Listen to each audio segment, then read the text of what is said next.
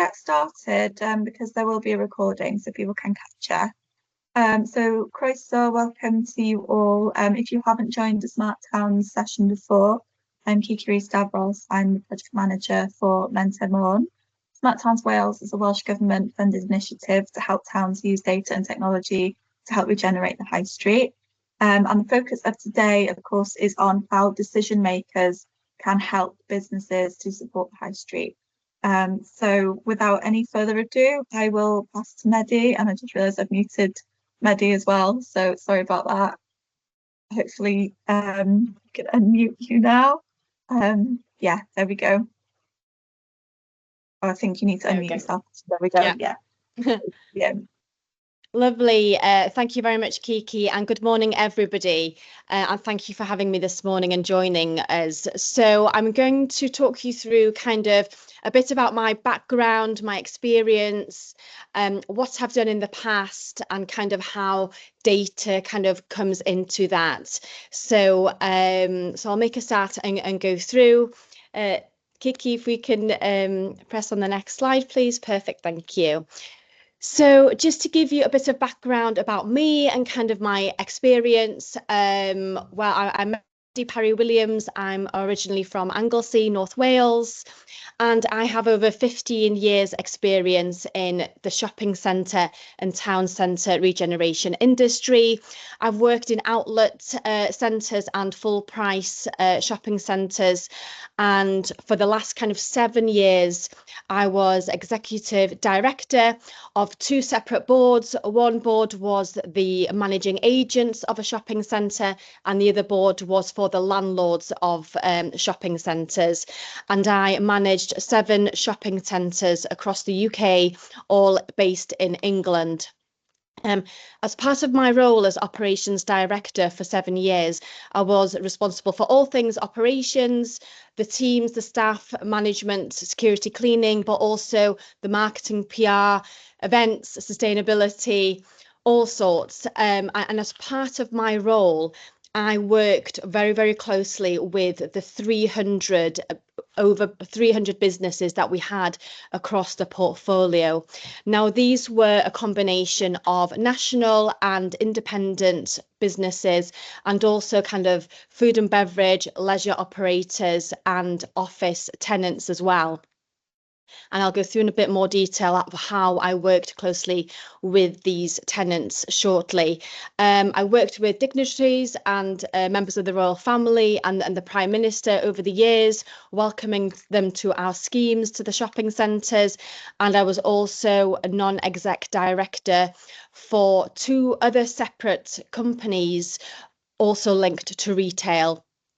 Prior to my retail shopping centre experience, I worked 2.5 years at Anglesey County Council, working within the tourism department, and there I worked with supporting tourism businesses, the food operators, restaurants, and did the marketing and events for the county. I studied, my degree is tourism. I studied tourism management degree in Leeds for 4 years. And as part of that, I worked in the States, in North America, on 2 separate occasions. And one of those was for Walt Disney World, which is renowned worldwide. So I am very passionate about what I do, about the tourism industry and about retail, high streets in general. And I'm very passionate about working in Wales and also in the Welsh language. And I strive to achieve and create positive change in communities for people, locals and visitors. Thank you, Kiki. So Making Places Work, I am the founder and director of MPW Making Places Work, and I launched my company, my Welsh company, in May this year. I'm based between Anglesey and the Northwest, and my services are available in both Welsh and English. And I'm currently working with 5 different organisations, and one of those I'm very proud to be working with Smart Towns Wales as their high street advisor, which I'm going to go into a bit more detail shortly in the presentation. presentation. But my core services are shopping centre revitalisation. I look at maximising efficiencies and profitability, town centre regeneration, and empower and expand. And I truly believe in empowering decision makers, people who work and live in the community, to take their town centres, city centres forward. So that's part of what I do as well. But in brief, I cover placemaking, operations and structure, marketing and communication strategies, event strategies, commercialisation, sustainability, and I work and advise on public and private sector partnerships also. Thank you, Kiki. So to mention my team, I'm very lucky to have a fantastic team of expertise as part of MPW. Dr. Sarah Parry is a specialist in marketing and consumer behaviour, and Sarah is a senior lecturer at Bangor University. And I also have Dr. Anna Edwards, who is a specialist in economic development and the nighttime economy. Anna was born and raised in Chemais Bay in Anglesey, North Wales, and for the last 10 years has lived and worked in Australia. And Anna advises Australian government about the nighttime economy. Anna delivered a great webinar last week for Smart Towns as well. If you missed that, I'm sure there's a recording of that to catch up. And Alison Shipperbottom is a specialist in marketing and communications in the regeneration industry. Alison now works full-time for a public sector organisation, but myself and Alison worked together for 12 years in the private sector in terms of shopping centre and town centre regeneration. So fantastic to have such such an expertise working alongside me. Thank you, Kiki. So just to touch on the locations that I worked in over kind of the last 7 years, when I looked after the 7 shopping centres that we had in England, and these varied from Northumberland, Manchester, South Yorkshire, East Yorkshire, North Lincolnshire, Gloucestershire and London. So that just gives you a kind of an idea of the localities of what I was covering geographically across the country. Thank you, Kiki. So I'm going to talk about one particular site that I spent a lot of time in, and I was asked to have a look at this site 2 years after it opened. So when I started working for a development company in South Yorkshire who owned and managed their own shopping centres, I started as a I'm not sure what that is. I started as a assistant centre manager in Lincolnshire, and after working 2 years there, focusing on marketing, events and relaunching markets to really drive footfall, I was asked to go up to Northumberland to have a look at this brand new scheme which needed a little bit of work. So in 2021, I went over to Northumberland and I looked at a number of issues that had to be dealt with. And some of these were, there was high operating costs and the service charge in the shopping centre was high. So for those of you who are maybe unaware, so a service charge is a budget where which pays for the kind of running and maintenance of a shopping centre or a retail park, which all businesses pay into. I needed to look at the strategic leadership of the site and the tenant liaison, business support and the data that was available. I needed to look at long-term strategy for marketing and events and the commercialisation drive within the scheme.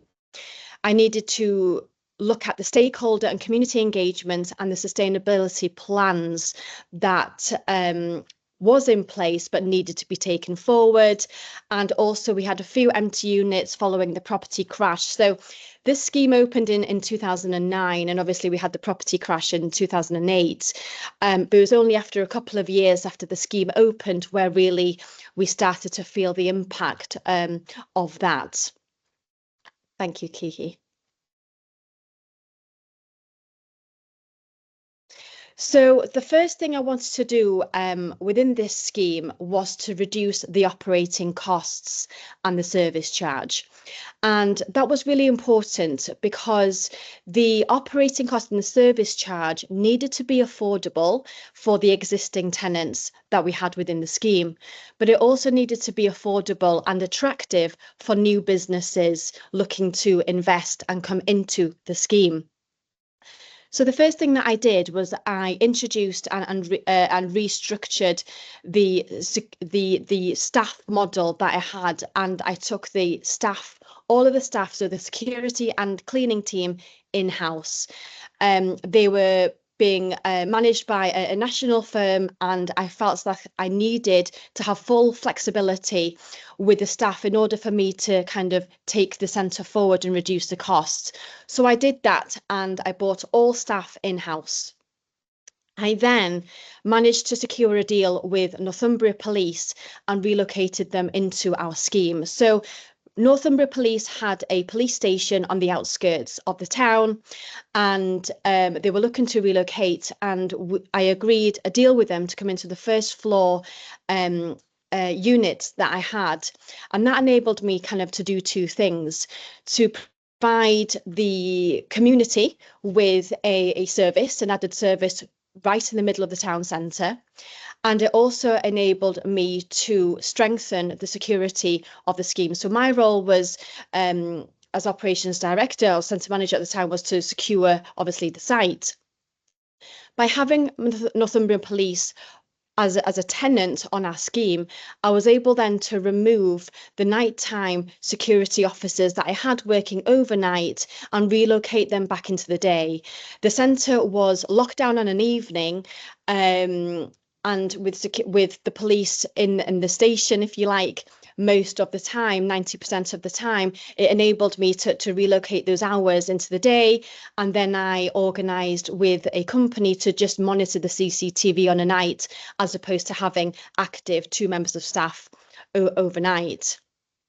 I then introduced a dual role service where the staff that I had were accountable for a number of tasks, as opposed to the cleaning team just doing the cleaning and the security just doing the security. Because obviously there's quiet times in terms of security throughout the day, sort of morning and late afternoon. And I was able to get them to do other things on the scheme and get the team to work as one, as opposed to having 2 separate teams. So I then managed to do that. And I also then upskilled the existing team that I had on the site in order to get them to do additional roles. And this included sort of high-level cleaning, window cleaning, landscaping, and decorative work. Because I built a team up that was really, really strong and really accommodating. They were all local, but locally based within kind of, most of them about a 5-mile radius within the scheme. And if there were any additional hours or tasks to be done in the scheme, I wanted to offer those to the existing team that I had. So additional hours was there to work maybe earlier on in the morning to do the window cleaning, or do some high-level work at night. And that enabled me to reduce the costs, but also support my existing team with additional hours. And that worked really, really well. I then remodelled the waste management services, and I also reviewed every contract that was on the scheme, and we had an agreement with, and I renegotiated better deals. So by doing all of that initially as kind of like a stage 1 review of this scheme, I reduced the budgets by 30%, and I maximised the efficiencies and I increased productivity. And now the budget was in a position where it was attractive for new businesses, and then also sustainable and affordable for existing tenants. And that was by just kind of doing different things in a different way and utilising the skills and the teams that I had within the scheme. Thank you, Kiki. And the next part of the jigsaw with me looking at this site was I needed to understand the business data and the tenants and how they worked and how they operated. So I had 40 tenants in the scheme. And I believe as a centre manager for me, I wanted to understand and work closely with my tenants to better understand their business models so I can understand how I can support them in a more effective and efficient way. So I sat down with every single business and I spent some time and I understood the business model for them, with them. I understood their product or their service and what were they selling. I wanted to understand their target market and their expectations.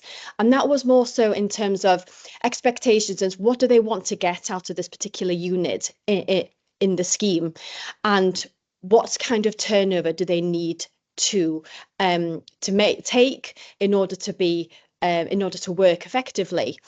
I wanted to understand their current trading performance, whether like for like or year to date, or with those ones that had maybe been open 6 months, how they were performing on a month by month basis.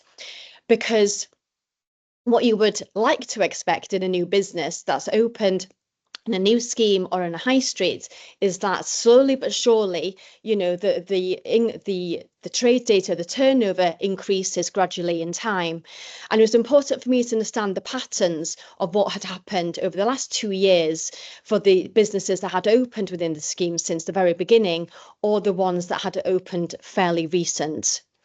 I wanted to understand their position in the area and the company, and I guess this is more relevant for national retailers.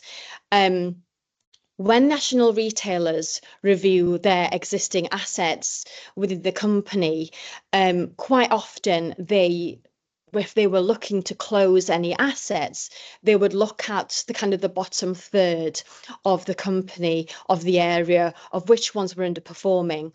So when we're now working closely with my retailers, I wanted to understand if they were performing top, middle or bottom in their company, in their region. And I always like to have my retailers performing in the middle or above, because that enabled us to be in a kind of a fairly safe position, if you like, and a good, strong position for the company.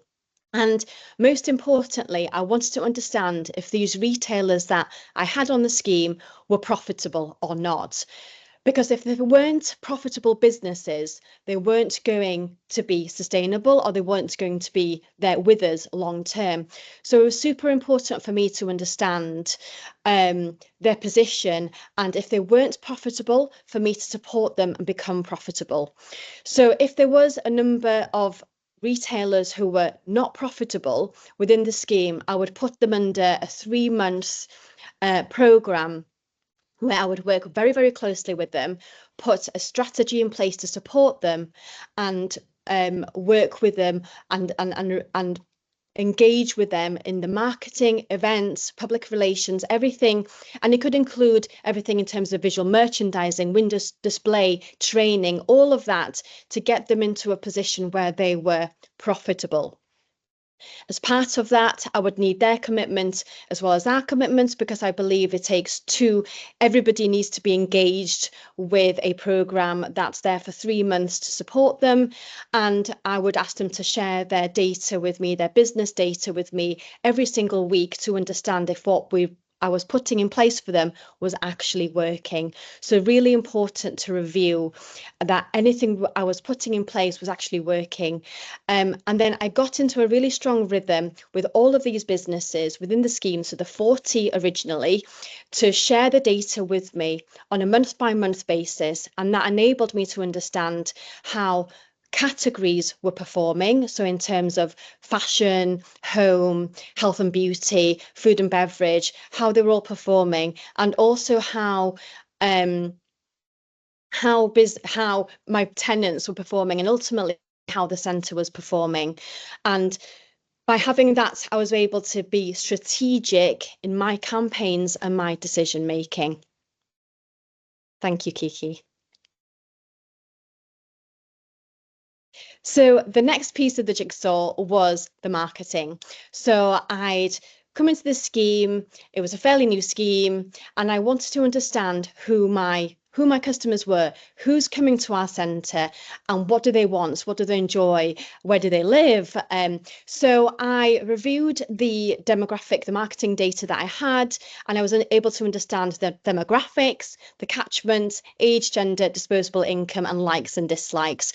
So by me having that information, I was then able to strategically put marketing campaigns and plans in place.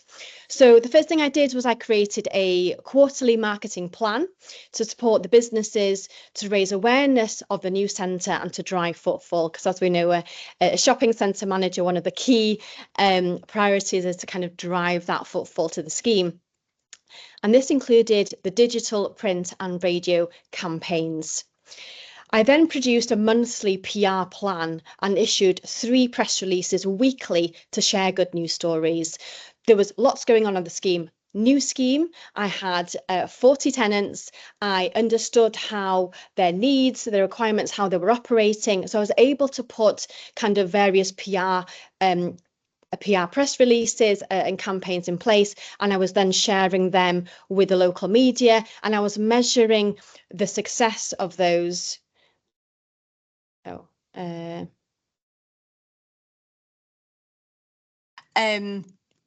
So the marketing campaigns, I put the monthly PR plan in place and issued the 3 press releases. But I also wanted to ensure that the digital presence was strong. So I wanted to be up to date with all the social media platforms and make sure that it was listed on all affiliated sites, such as Northumberland, Visit Northumberland, More in Morpeth, and Morpeth Chamber of Trade. I then also relaunched the centre website to create a more engaging and innovative platform, because I do believe that a centre every couple of years does need to relaunch and kind of revitalise the centre websites just to fit in with consumer expectations and trends. So I did that also, and I was able to measure actually which the traffic that was coming through the website and which was linked through the social media channels and also through other affiliated sites. So that was really, really useful. And then when I was putting marketing campaigns in place, I was able to see if the marketing campaigns that I'd put together for the businesses, for the tenants, was actually sending the traffic then through to the website, to their sites, and then able to get the feedback from them, enabled me to have a number of different layers of data coming through. So data through the website, data through marketing campaign, and then actually performance data then through from the businesses. Thank you, Kiki. So events, I love events, and I believe that events bring lots of vibrancy to a shopping centre or a town centre. So it was super important for me to engage the centre in events and in local events and support the tenants that I had. So I produced an annual calendar of events to support the tenants and to drive footfall. And I also managed to secure good sponsorship from local and regional businesses to allow my budget to go further. So over the years, all budgets, and that includes marketing budgets, has been reduced over time. So in order for me to still deliver the same number of events, I needed to go out and source sponsorship, and that was one of my key things I was doing to deliver, especially large scale events. I ensured the centre was linked to all key times of year, such as Christmas, Easter, summer fashion and Valentine's, and linked in with all national days and weeks and months. And I also integrated all of the centre events, or the centre, with local and regional events such as Tour of Britain, Northumberland Gathering and the Northumberland Taste event, because it was really important if the town was hosting events, it was really important that the centre engaged with those events and also nearby towns also. And I built relationships and widened my network to help achieve these goals. So it was really important as like a new scheme to really get involved with other organisations, other stakeholders to raise awareness of the scheme, but to also work in partnership. And the way I measured events was I reviewed football, which we had footfall counters on the sites, reviewed the business data, again, from the retailers. I reviewed the business and the websites and the social media data and engagement in addition to the public relations coverage. And I also analysed the car park statistics and usage, including customer feedback. So the customer feedback was also super important. And that was on the ground during the event, but also engagement directly from the retailers, from their customers, and also through from social media and digital engagement. Thank you. So the next part of the jigsaw was to look at the centre as a whole in terms of placemaking and what it looks like. So it was a fairly new scheme. It looked really nice and modern, but I wanted to add a little bit of extra character to the scheme. So what I did is I created a monthly display that changed on a monthly basis, and there was an indoor gallery where I wanted to create a point of interest. So these umbrellas here, I normally put umbrellas up for April showers. So April, we had the umbrellas up. March, to celebrate International Women's Day, I put a suffragette display up because one of the suffragettes, Emily Wilding Davison, is buried in Morpeth and it was really important for the town. And I include lots of different displays, books. I got local schools to put art up on display for a month. And of course, through the restructuring I did with this team, I had my in-house team that was trained to do high-level work and to put high-level displays up. So we managed to do all that on an evening on display, and that really created a different activation on the centre on a monthly basis. And I then reviewed uniform. So the security was kind of fairly a market security for this particular site based on the Burlington Arcade in London. When the site first opened, the security was wearing top hats and tails, and they were there was black and gold uniform. So what I found was actually when I was out on site, or when the customers were out on site, it was kind of quite difficult to find them. Normally you would find security in high vis and very visible. So I decided to review their uniform, and I worked with a tailor in London, and we came up with these designs. Now the red and the gold are the colours of Northumberland. So that's what they represent with the uniform. And also, I don't know if you can see the detail, their ties and underneath their waistcoats are a tartan, and that's Northumberland tartan. So it was really important to, again, bring part of Northumberland into the scheme, and then to the uniform that the staff was wearing. And of course, you know, they were much brighter, much more visible, and looked very, very smart. And when we had kind of our visitors and our tourists coming, they did like to take photographs with them. And I did one campaign where we welcomed a lot of coaches over the summer months into the scheme, and they were there to meet and greet the visitors of the coaches. And then we looked at water features, not directly on this particular scheme, but just kind of around the corner onto another site that we had developed to add a water feature. And this has worked really effective over the years, where it creates kind of an ambience, an atmosphere, especially around the F&B operators, where it adds a nice ambience in the day, but also looks nice and attractive at night. Thank you, Kiki.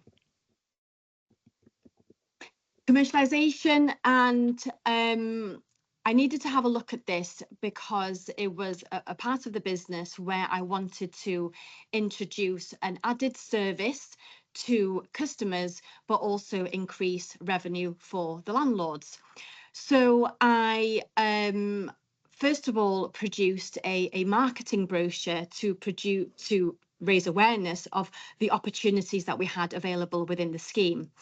And this included kind of pop-up opportunities that we had, and also we had high quality branded gazebos and carts that was also available for either national or regional or independent businesses to try out the market and raise awareness of their brand and offer.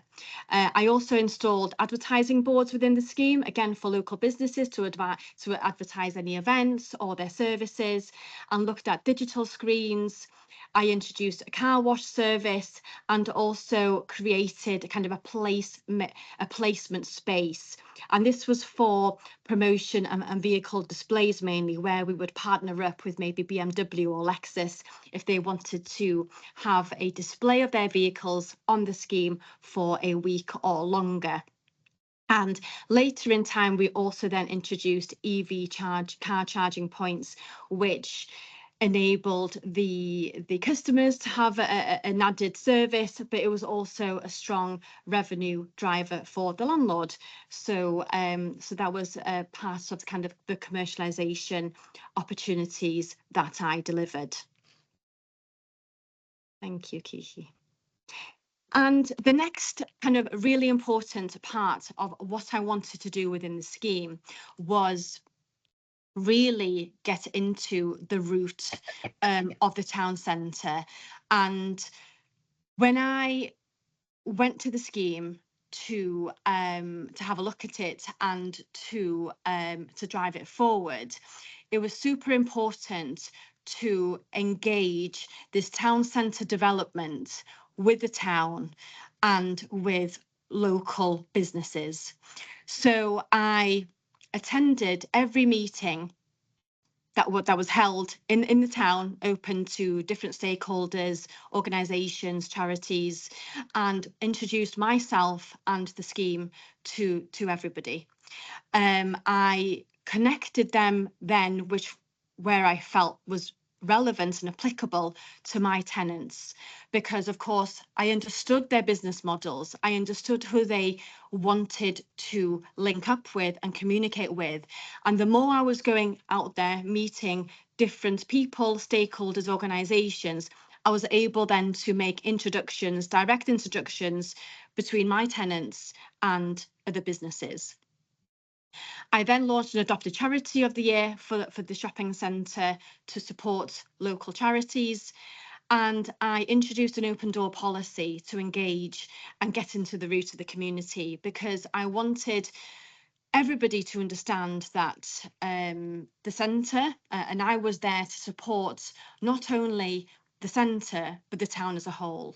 And I believe when a stakeholder invests significantly in a scheme, in a town centre scheme, it's important to engage with the community as a whole.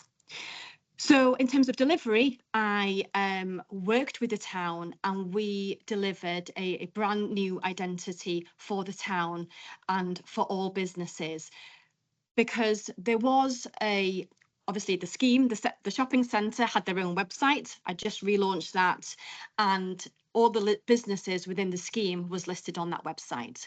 But the other businesses on the high streets and surrounding the scheme didn't have a digital platform, didn't have a website to list their business and services. So we developed a town-wide brand, which was more amorphous, and this enabled us to put a website together and social media platforms so that everybody in the town, national and independent businesses, was listed on this website, and it gave everybody the opportunity to have a profile. So we did that, and we then I delivered a JV partnership with the local authority and the town council to revive and relaunch a rundown market that was around the corner from our scheme, or on the market, on the market square, because there was a weekly Wednesday market and there was a monthly farmers market, and the monthly farmers market was doing quite well, but the weekly Wednesday market was really struggling. So, and obviously I had just relaunched a market down in Lincolnshire previously before coming here, and I said to the council, look, let's work together, let's bring my expertise and my team on the centre and with yourselves, and let's relaunch this market and give Wednesdays a really big push. Because out of my footfall counters that I was monitoring, I knew that Wednesdays was a fairly quiet day, and I felt that we could really turn that around by launching a new market. So we did that, and it worked really, really well. I hosted a youth trader challenge. There was a really good high school in the town, and I went to the assembly. I spoke to them about what we were doing in the scheme, and I felt, right, I want to give these youngsters an opportunity to come and trade on the market. So we did a youth trader challenge on a Black Friday weekend, where the youngsters issued their business plans to us. The top 20 got through to trading on the market. They got that for free, and they traded for the day. And we had one of the guys from the BBC apprentice scheme, Adam Corbally, came along and kind of spoke to the students and got them really enthusiastic and gave some selling advice. And the winner got £300 cash to go back into the business. So really trying to kind of encourage entrepreneurship within the town. And so that's the top image there. And then as the market was doing really well on a Wednesday, we decided to launch a food and drink festival in the town. That soon became a 2-day festival where we had 50,000 people coming to the town for 2 days, had over 100 stalls, and it was a fantastic. And that's the lower photo there. So I led on that, and that was a town centre event. It cost me £23,000 to put it on at the time. I was able to pay for it through funding from the stalls and sponsorship, and asking very nicely to different stakeholders and businesses for lots of in-kind services. And that went on for 7 years and then stopped with COVID, and I believe that's now restarted. But fantastic event, and able to measure that through all business data throughout the town, not just the centre. And also did a town-wide awards for the towns to engage and really build those relationships with town centre businesses and the centre, and bring everyone together. And we did that with a number of years, where we had a shopping centre, not shopping centre manager, the retail manager of the year, a customer service team of the year, sustainability team of the year. Fantastic for the town and great to bring everybody together. And we did that in January, because obviously November, December, super busy for retailers, and people use that as a Christmas night out for the town. Thank you, Kiki. So just to recap, so after 18 months of doing that, footfall was up by 28%, tenant meetings, the attendees was up by 75%, commercialisation on like-for-like was up by 48%, and the scheme was 100% let. Thank you, Kiki. So after doing that, I was asked to move on to other sites within the scheme, and this is where I became operations director, looking after the 7 schemes within the sites within the portfolio. Thank you, Kiki. And just want to share with you very briefly kind of the models that worked in more than one location.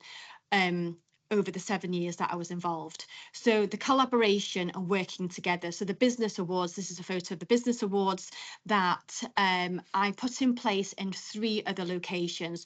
Great to engage everybody in the town, great to build relationships and business to business opportunities. And that worked really well in a number of locations.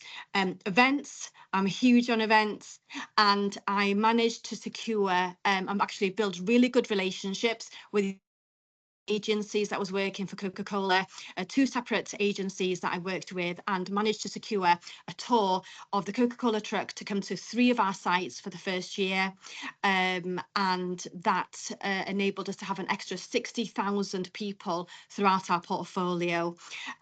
Super busy time. We switched on all of our Christmas lights in the November, and then the Christmas Coca-Cola truck was then on tour on 3 of our sites, and some of them was for 2 days, which was really, really impactful and draw a lot of new customers to our schemes. And markets, I had relaunched 3 outdoor markets as part of the portfolio and launched an indoor market in the Cotswolds. And markets, I am really passionate about. Think they absolutely drive footfall, bring vibrancy, support new businesses, and it's a fantastic way to really regenerate and bring people together in a town or city centre. Thank you, Kiki. And just a couple of last ones, which is sustainability, super important.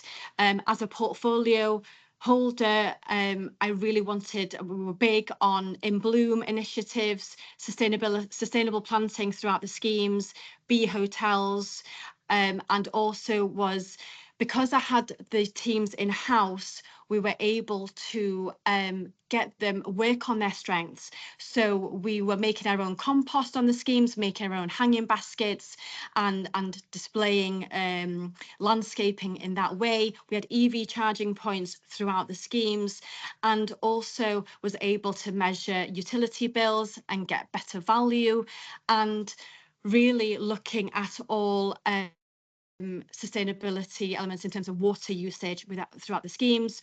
Customer service and security was awfully important. After COVID, so as part of my operations director role, I was responsible for all security, counter-terrorism throughout the schemes.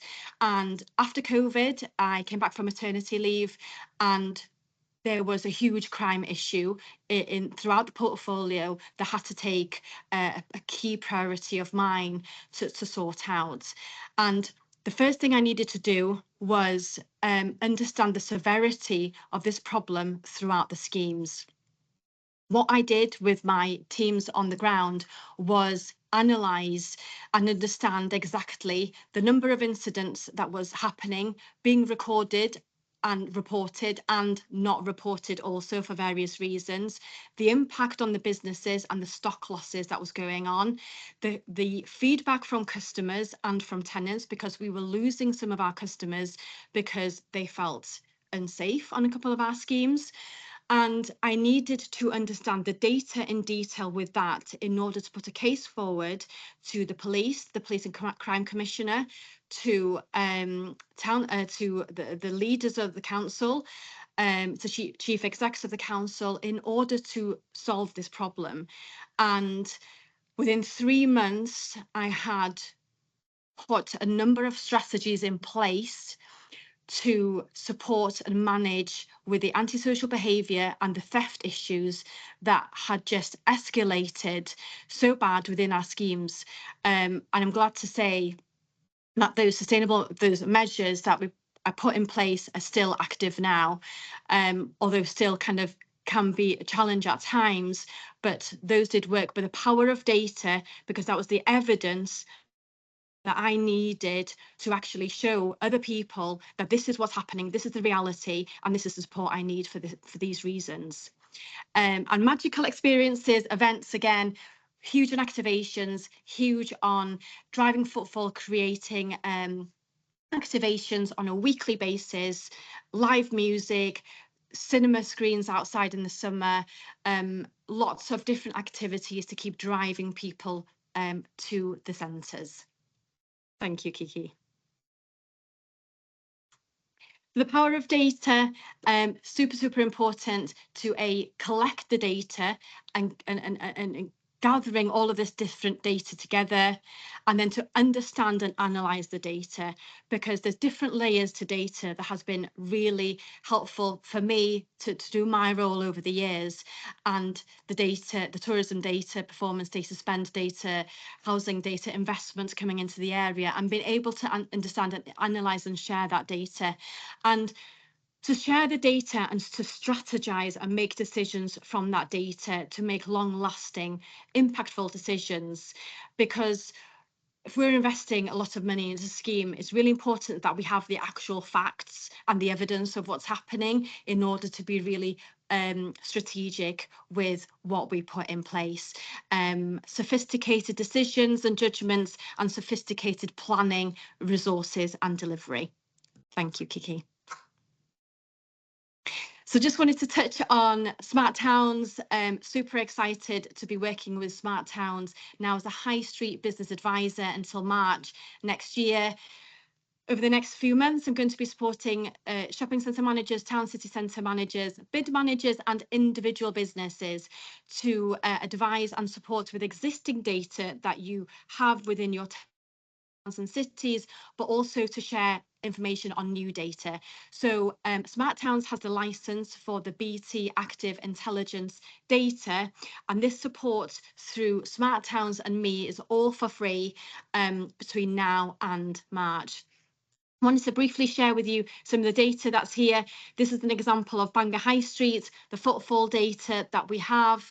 This is for the last month, a peak to begin with, October half term, where there was an event, and then Sundays are the quietest day, Fridays, Saturdays are the highest days there. Sorry, Kiki, and the next slide. Also share with you kind of the core visiting hours of when is the busiest times in the day and in the week. And this information is available every week and to compare with last year as well. So really interesting to see the patterns here of what is happening in towns and city centres. Next, and the catchments, which is super interesting. It gives you the primary catchments, the secondary and third catchments of where people are coming. And this catchment information does really change on a month by month basis. So really, really interesting to see actually where people are coming from. Thank you, Kiki. And also shares with you the postcoding information of where people are coming from and visiting that high street. And it also gives you kind of the income brackets of that particular area. 10 is the highest, most wealthiest people, and 1 is a kind of a fairly deprived area. So you see here's up and down, and number 7 is fairly high with Bangor, which is really interesting to know. Thank you, Kiki. So sorry, I feel like I've rushed that bit a little bit, but it just gives you a taste of kind of what's available through Smart Towns and what I'm working on with Smart Towns to support high streets, businesses and decision makers in utilising existing data and sharing this BT Active Intelligence data that we have available for you. My details are at the bottom. The generic Smart Towns email is smarttowns@mentormorn.com.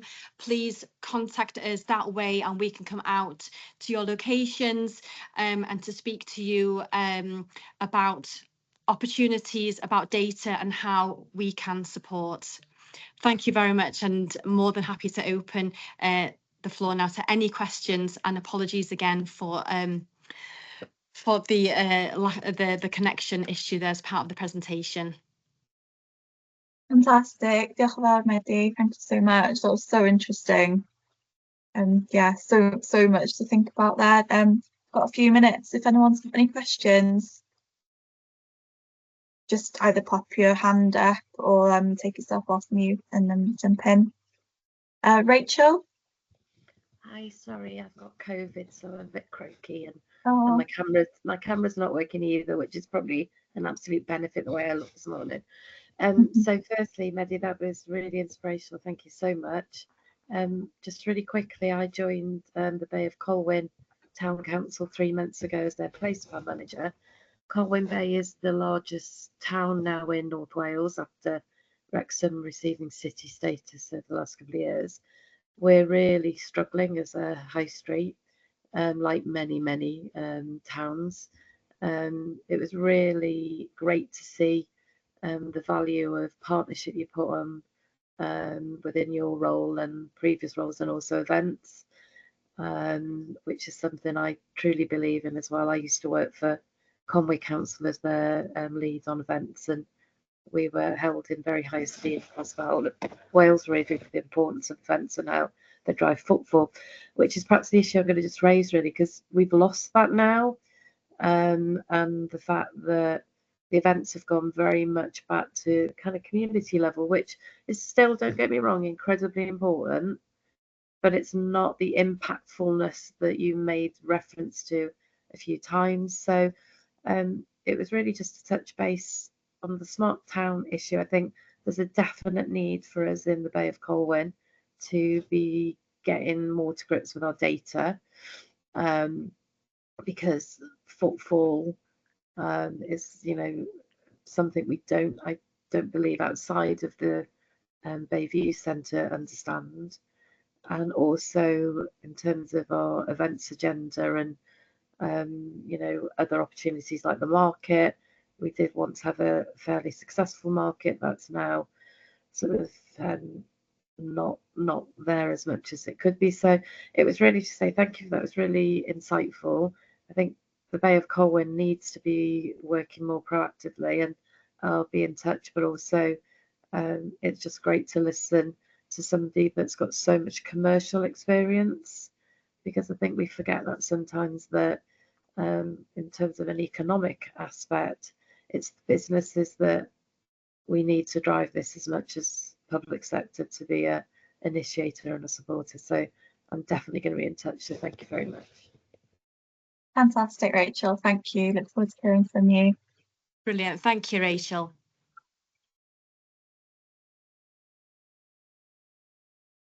Don't know if anyone else has any questions. I can see, Nigel, you've got your camera on. I don't know if you were going to say something. No, I was just switching my camera back on. Sorry. Okay, sorry. Right, and you there.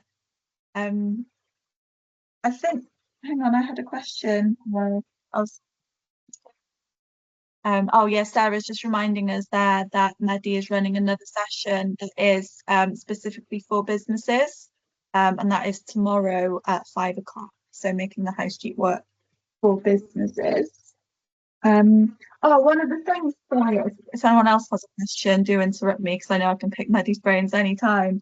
But the placement space in the shopping centres, I thought that was really interesting. Do you know of any cases where that's happened on a high street? Is that something that, you know, that high streets could look into doing? Yeah, in terms of the displays. Yeah. Yeah, I think definitely. I think there's been some brollies up in Carnarvon, maybe in the summer. I was, but definitely, I think when you've got kind of two lots of buildings fairly close by, there's so much opportunity that can be done with that, and it's not as kind of as difficult maybe as it looks. But yes, definitely a lot, because when you've got the infrastructure there with maybe the Christmas lights, decorations, they could also be utilised for different things throughout the year as well. So when you've already got the infrastructure there, I mean, I guess you're halfway there, and then it's creating that different kind of display, whether on a quarterly basis or monthly basis. But yeah, lots of opportunities with towns and high streets.